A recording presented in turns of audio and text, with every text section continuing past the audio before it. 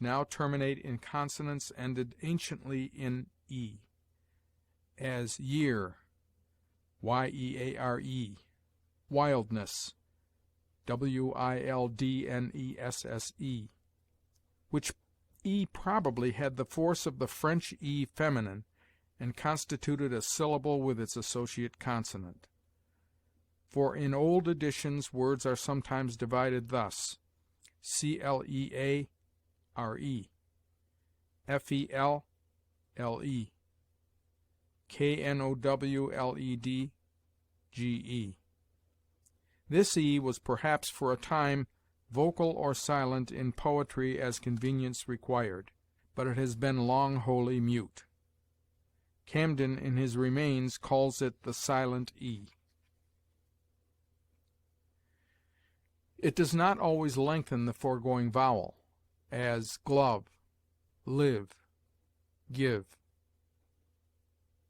It has sometimes in the end of words a sound obscure and scarcely perceptible, as open, shapen, shotten, thistle, participle, meter, lucre.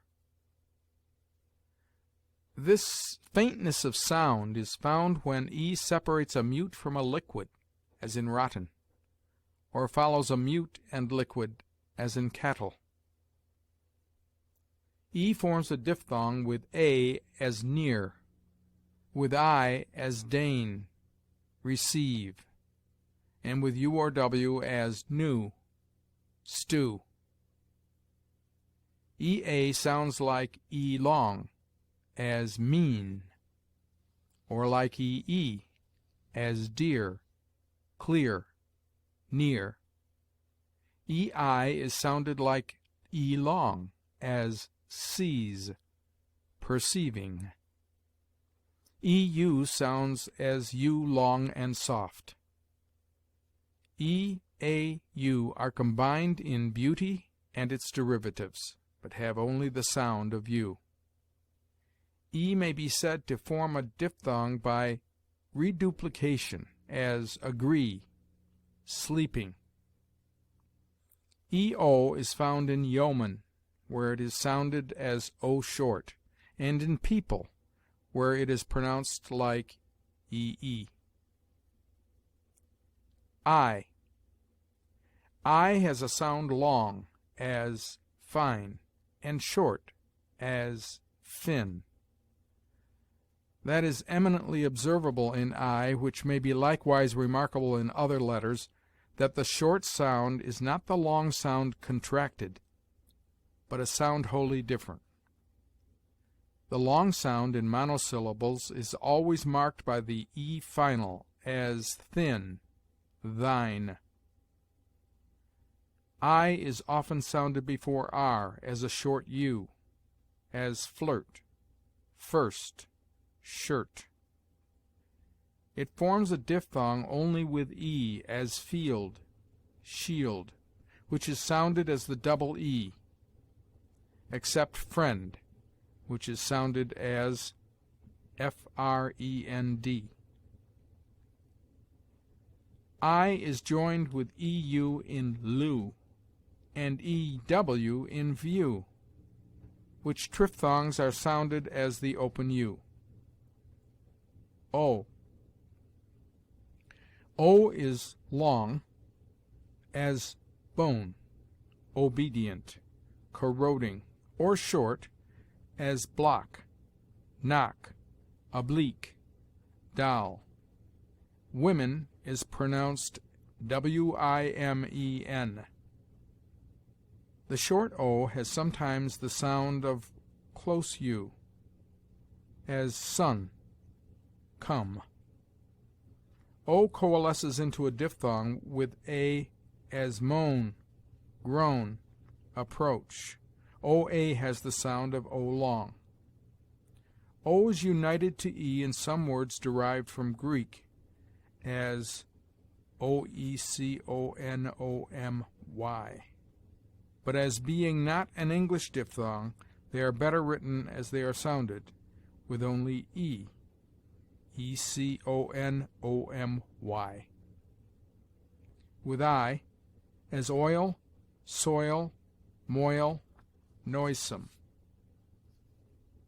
This coalition of letters seems to unite the sounds of the two letters, as far as two sounds can be united without being destroyed, and therefore approaches more nearly than any combination in our tongue to the notion of a diphthong.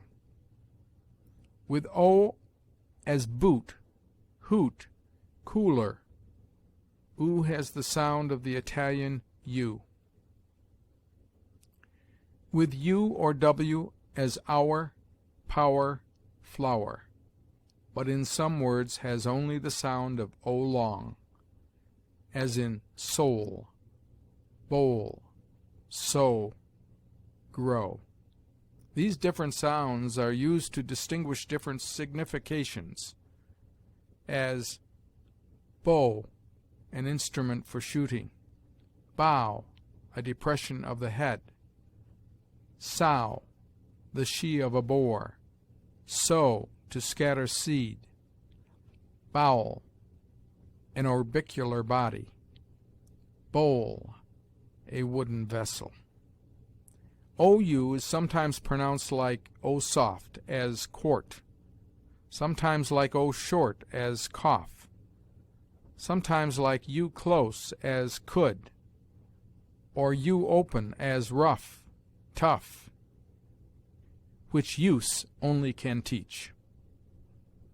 OU is frequently used in the last syllable of words which in Latin end in OR and are made English, as HONOUR, LABOUR, FAVOUR, from honor, labor, favor. Some late innovators have ejected the u, without considering that the last syllable gives the sound neither of or nor ur, but a sound between them, if not compounded of both. Besides that, they are probably derived to us from the French nouns in eur, as honneur, faveur. U. U is long in use, confusion, or short, as us, concussion. It coalesces with a, e, I, o, but has rather in these combinations the force of the w consonant, as quaff, quest, quit, quite, languish. Sometimes in ui the I loses its sound, as in juice. It is sometimes mute before a, e, I, y, as guard, guest, guise, by.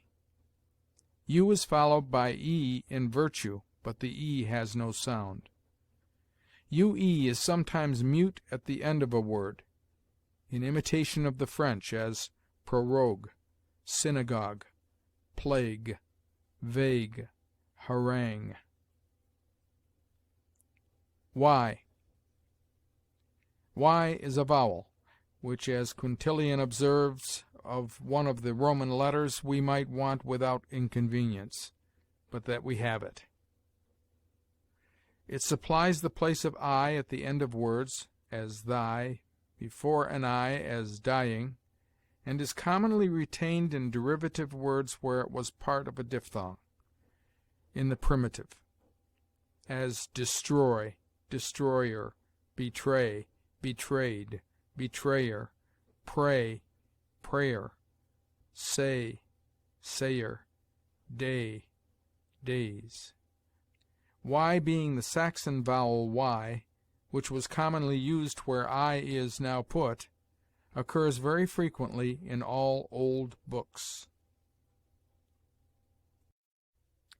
General rules. A vowel in the beginning or middle syllable, before two consonants, is commonly short, as opportunity.